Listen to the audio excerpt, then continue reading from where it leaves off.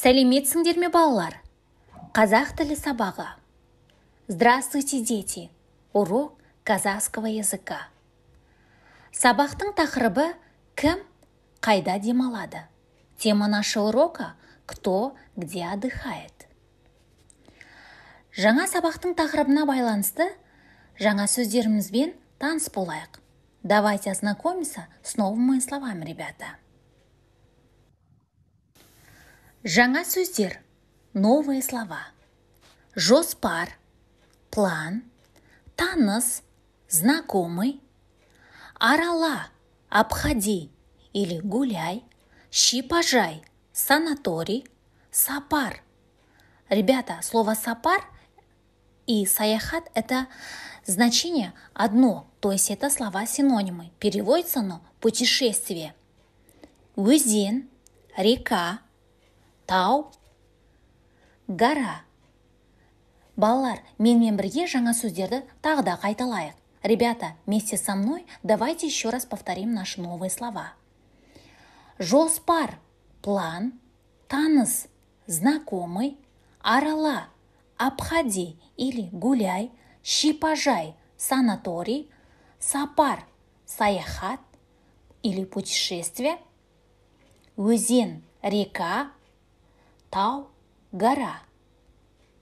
Жаңа сөздермен таныс болдық, мы ознакомились с новыми словами. Келесі тапсырмаға көшейік. Давайте переходим к заданиям, ребята. Оқы, қайтала, прочитай и повторяй. Шипажай, сапар, өзен, тау. Балалар, тағы да қайталаймыз. Шипажай, сапар, өзен, тау. Балалар, бұл тапсырмада мәтін берілмеген. Ребята, в этом задании у нас текста нету. Мәтінді біз тыңдаймыз. Мы текст послушаем. Тыңдалған мәтін бойынша сұрақтарға жауап береміз. Послушаем текст, и к этому тексту у нас есть вопросы. Ең алдымен мәтінді тыңдайық, балалар. Сначала послушаем текст. Әлібектің достары жазғы демалысты жоспарлады. Әлібек жазда ата-анасымен шетелге сапарға шығады. Әнел әжесімен шипажайда демалады. Саша достарымен велосипед тебеді. Тауда балық аулайды. Анна лагерде демалады. Өзенге шомылады. Аяру думан ойын-сауық орталығына барады. Балалар, мәтінді тыңдап болсақ, сұрақтарымызды ең әуелі оқиық. Ребята, если мы послушали текст, давайте прочтем наши вопросы. Әлібектің достарын ата. Назови друзей Әлібека. Әлібек жазда қайда барады? Куда поедет Әлібек летом? Әнел қайда демалады? Где отдыхает Анель? Саша не істейді? Что делает Саша? Анна қайда демалады? Где отдыхает Анна? Аяру қайда барады? Куда поедет Аяру? Балалар, сұраққа жауап беру үшін ең алдымен ойланайық. Ребята, сначала подумаем. Балалар, егер ойланып болсақ, өзімізді тексерейік.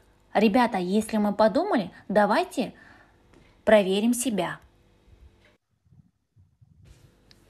Әлібектің достары Әнел, Саша, Анна, Аяру. Әлібек жазда ата-анасымен шетелге барады. Әнел әжесімен шипажайда демалады. Саша достарымен тауда велосипед тебеді. Балық аулайды. Анна лагерде демалады. Өзенде шомылады. Аяру думан ойын-сауық орталығына барады. Балалар, сендер дұрыс жауап бердің деп үміттенемін. Ребята, я надеюсь, что вы правильно ответили на все вопросы.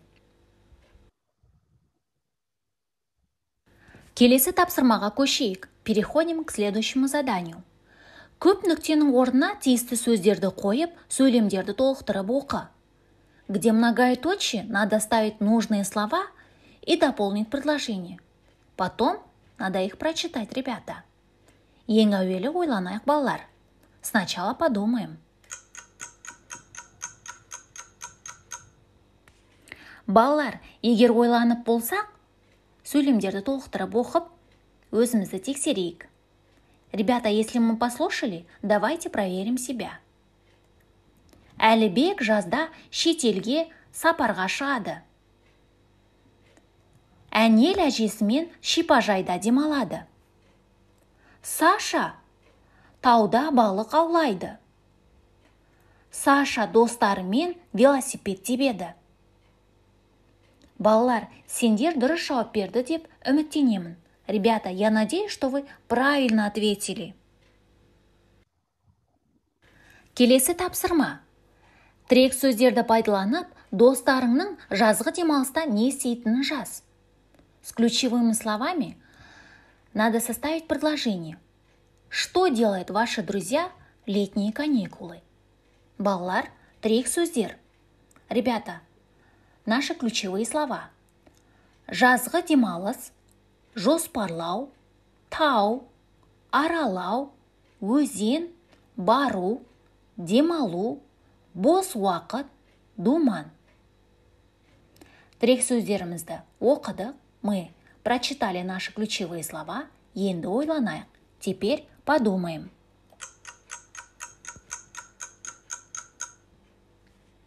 Балалар, егер ойланып болсақ, сөйлемдерімізді оқиық. Ребята, если мы подумали, давайте прочитаем наши предложения.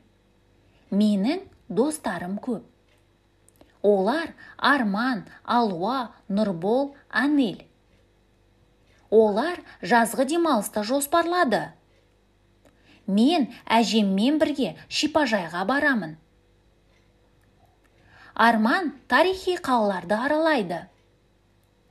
Алуа өзенге барады. Нұрбол тауда демалады. Әнел бос уақытында думанға барады. Балалар, сендер дұрыс сөйлем құрады деп үміттенемін. Ребята, я надеюсь, что вы правильно ответили, правильно составили предложение с ключевыми словами. Балалар, менімен бірге өлең жаттайық. Ребята, вместе со мной давайте прочтем стихотворение и выучим. Жазда апамның ауылына барып едім қыдырып. Бір қошақан алдымнан ойнап шықты жүгіріп. Тағы да қайталап оқиық. Давайте еще раз повторим, ребята. Жазда апамның ауылына барып едім қыдырып. Бір қошақан алдымнан ойнап шықты жүгіріп. Балалар, осымен менің сабағым аяқталды. Сау болыңыздар. Ребята, на этом у меня урок заканчивается. До свидания, ребята.